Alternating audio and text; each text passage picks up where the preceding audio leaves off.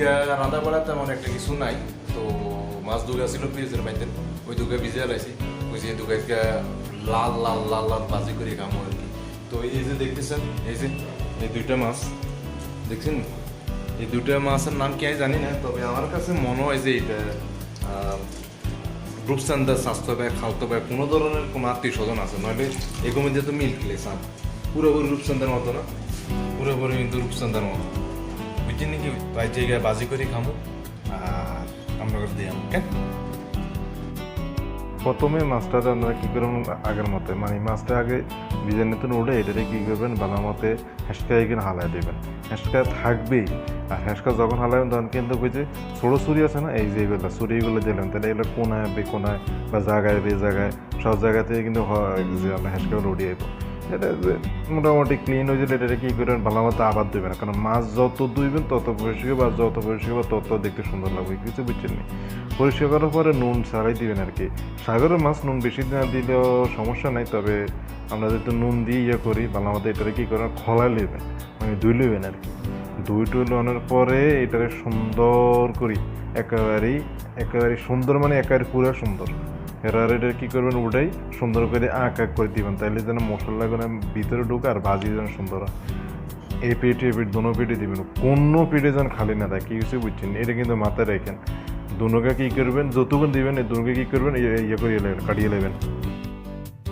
এবারে কী করবেন মশলা আছে না, ফিশ মশলা, এটা দিয়ে দিবেন, এটা আপনার মতো করে দিবেন। যদি এখন যারা মশলা বেশি লাইক করেন বেশি দিবেন, যদি কম এটা আপনার খুশি আর কি। যাক, আমার কাছে মশলা ভালো লাগে, আমি আমার মতো করে দিছি। এটা সুন্দর করে একেবারে আগা ধরে গুঁড়ো পর্যন্ত সুন্দর করে মাই করে এটা কী করবো সুন্দর করে মশলা মশলা লাগানোর পরে এটাকে কী করতে হবে জানুন তো, ব্যাস ওইটাই। আগে কী করবেন তেল দিয়ে দিবেন।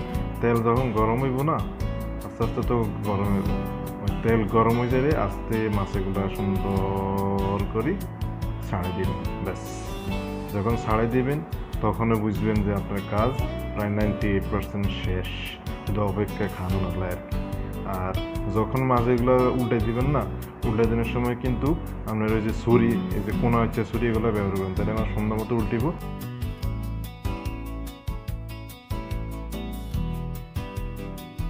হাই ব্রো, মোটামুটি আমার রান্না করা শেষ। রান্না করা বলতে আজকে যে ফিশ ফ্রাই করার কথা ছিল সেই ফিশ ফ্রাই করা শেষ, বাট যেমনটা সাইজে এমনটা হয় না। এখনটা না হওয়ার মূল কারণ হচ্ছে যে মাছ ভাজি করার যে প্রক্রিয়াটা বা প্রসেসটা আমি সেটা ফলো করিনি। কারণ মাছ যখন আপনি ফ্রাই বা ভাজি করবেন তখন আপনাকে কী করতে হবে, আগে যেটা করি একটা নোয়াখালী ভাষাকে কেন শুদ্ধ ভাষায় হারি না, মাছ সামনে যেটা মাঝে ভাজি করবেন হে তেলে করিয়া কী করতে হবে, আগে গরম করতে হবে। তেলে করে যখন একটু ধোঁয়া উঠতেছে তখন কী করবেন তেল ছাড়াই দিবেন। যখন তেল ছাড়াই দেবেন, তেল একটু ধোঁয়া উঠতেছে তখন মাছ ছাড়াই দিবেন। কিন্তু আমি কিছু ছাড়ি না, সব ধরে রাখছি। অর্থাৎ আমি তেলে করে দিয়ে দিছি, তেলে করে হওয়ার আপনারা কি জানি ওই যে তেল দিয়ে দিছি, তেল দেওয়া হরে 2 মিনিট হরে মাছ দিয়ে দিছি। তো এটা কী হয়েছে, মাছ আর তেমন একটা ভালো মতো ভাজি হয় না, প্রায় ভাঙে চুরি গেছে। তবুও কাল খারাপ না, বেসালার লাগে এর সুন্দর মাছ মানে ভাজি করা আর কি হতে এই যে মাছ ভাজি করছি দুগা বিপ ক্যারি আসিল। আর বেসালার টাইল আছে আমার লগে, বেসার টাইলের মধ্যে হালকা টাইল আর কি, পাতলা টাইল আবার কেউ। আর দুগা রুটি যথেষ্ট, রাতের বেলা খানা যায় দুগা রুটি যথেষ্ট। তো মোটামুটি এটাই আর কি, এখন খামো। আর আগামীকালকে অফিসে একটু পার্টি আছে, ছোটোখাটো একটা পার্টি আছে, এই জন্য নেওয়া হইতেছে না লাঞ্চ।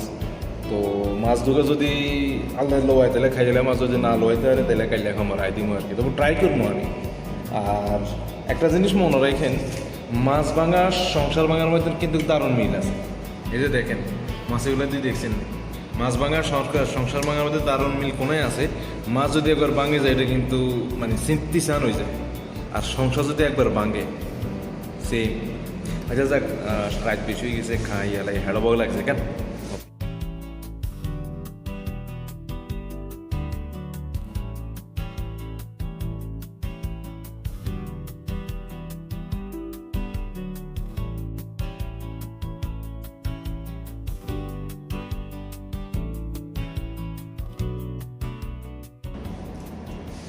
মাঝে আবার উদা খাবো, উদা খাইতে ভালো লাগে, রুটি দিই বিপ কারিং খেয়ে